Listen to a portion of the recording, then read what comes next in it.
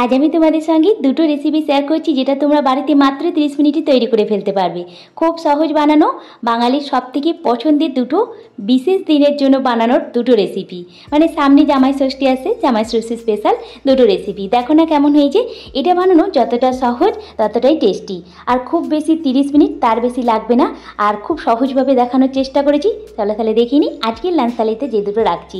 High, আমি Munmun, welcome back to my channel. আশা করি তোমার সকলে খুব ভালো আছো, আমিও ভালো আছি। লাঞ্চের থালিতে প্রথমেই দেবো আমি বাসন্তী পোলাও। এর জন্য 1 কাপ মতো গোবিন্দভোগ চালকে 3 থেকে 4 বার জল দিয়ে পরিষ্কার করে ধুয়ে নিলাম। জলটা ঝরিয়ে নেওয়ার পর দিয়ে দিচ্ছি ওর মধ্যে আদা বাটা, স্বাদ অনুযায়ী লবণ, অল্প করে হলুদ গুঁড়ো আর 1.5 চামচ মতো দিয়ে দেবো ঘি। এরপর 1 চামচ মতো দিয়ে দিচ্ছি চিনি গুঁড়ো।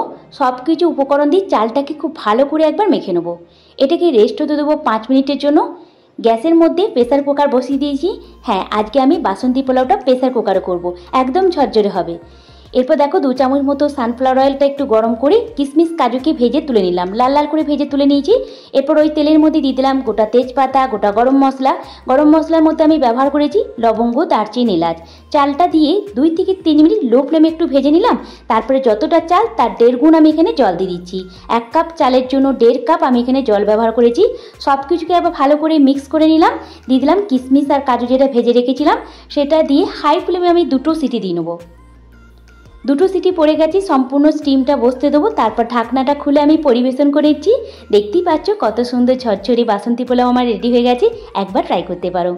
চলো তাহলে দেখিনি আর একটা যে দ্বিতীয় রেসিপি আমি লাঞ্চের থালিতে রেখেছি, যেটা বাসন্তী পোলাওয়ের সঙ্গে জাস্ট অসাধারণ লাগে, মাটন কারি। চলো তাহলে দেখিনি, এটাও কিন্তু আমি প্রেসার কুকারে খুব সহজভাবে করব।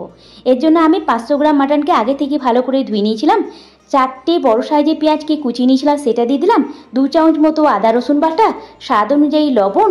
এরপর এখানে আমি মশলার মধ্যে দিয়ে দিলাম ধনিয়া গুঁড়ো 1.5 চামচ মতো, আর 1 চামচ মতো দিয়ে দিলাম জিরে গুঁড়ো, আর হাফ চা চামচের মতো দিয়ে দিলাম কাশ্মীরি লঙ্কার গুঁড়ো। এটা আমি রঙটা ভালো আসার জন্য দিলাম। আর এখানে মাটন কারি যে মশলাটা হয় সেটা দিয়েছি হাফ চামচের মতো, আর হাফ চা চামচের মতো দিয়ে দিলাম হলুদ গুঁড়ো। তেজপাতা দিয়ে দিলাম, গোটা গরম মশলা, লবঙ্গ, দারচিনি, এলাচ, 2 চামচ মতো টক দই, 2 চামচ মতো সর্ষের তেল, আর 4-5টা মতো কাঁচা লঙ্কা দিয়ে দিলাম। ঝাল লবণ এটা নিজেদের স্বাদ অনুযায়ী কম বেশি করে নিতেই পারো। ভালো করে হাতের সাহায্যে মেখে নেওয়ার পর এখানে আমি দিয়ে দিলাম 2 কাপ মতো জল।